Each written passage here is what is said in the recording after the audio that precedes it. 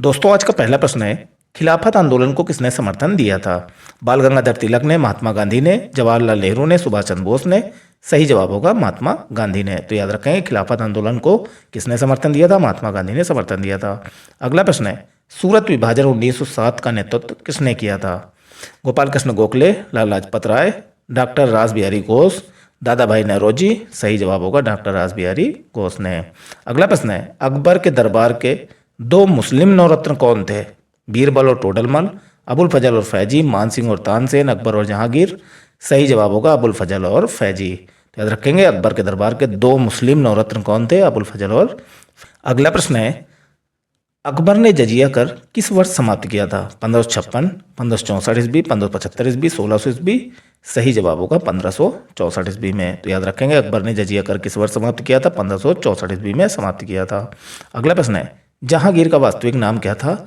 खुर्रम, अकबर, मोहम्मद सलीम, औरंगजेब। सही जवाब होगा मोहम्मद सलीम। तो याद रखेंगे, जहांगीर का वास्तविक नाम क्या था? मोहम्मद सलीम था। अगला प्रश्न है, भारत में पुर्तगाली बस्तियों का पहला गवर्नर कौन था? Vasco the gamma, Francisco Almeida, Albuquerque, Robert Clive. सही जवाब होगा फ्रांसिस्को अल्मीडा। तो याद रखेंगे, भारत में पुर्तगाली बस्तियों का पहला गवर्नर कौन था? फ्रांसिस्को अल्मीडा था। अगला प्रश्न है, यूरोप में धर्म सुधार आंदोलन के वास्तविक प्रणेता कौन थे?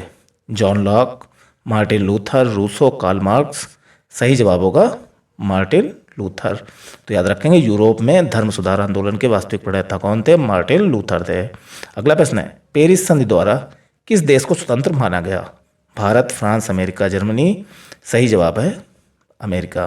तो याद रखेंगे, पेरिस संधि द्वारा किस देश को स्वतंत्र माना गया था? अमेरिका को स्वतंत्र माना गया था। अगला प्रश्न है, रूस की क्रांति के समय रूस का जार कौन था? अलेक्जेंडर द्वितीय, पीटर महान, निकोलस द्वितीय, लेनिन। सही जवाब होगा निकोलस द्वितीय। अगला प्रश्न है, लीग ऑफ नेशंस का वैधानिक रूप से गठन कब हुआ था? 1914 ईस्वी, 1918 ईस्वी, 1920 ईस्वी, 1925 ईस्वी। सही जवाब होगा 1920 ईस्वी। तो याद रखेंगे, लीग ऑफ नेशंस का वैधानिक रूप से गठन कब हुआ था? 1920 ईस्वी में। अगला प्रश्न है, जर्मनी का एकीकरण किस वर्ष पूर्ण हुआ था? 1860, 1866, 1870, 1885। सही जवाब होगा 1870 में। तो याद रखेंगे, जर्मनी का एकीकरण किस वर्ष पूर्ण हुआ था? 1870 में पूर्ण हुआ था। अगला प्रश्न है, नेफा का नया नाम क्या है?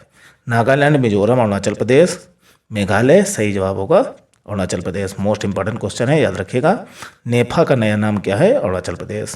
अगला प्रश्न है, स्थायी बंदोबस्त व्यवस्था का प्रमुख उद्देश्य क्या था? शिक्षा का विकास, भूमि का हस्तांतरण, उद्योगों का विकास, व्यापार का विस्तार।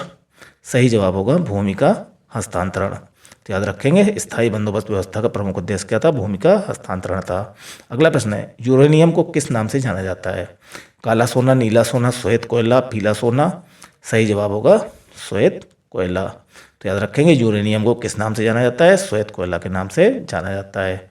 अगला प्रश्न है, भारतीय सर्वेक्षण विभाग कहाँ स्थित है? दिल्ली, मुंबई, देहरादून, लखनऊ। सही जवाब होगा देहरादून में।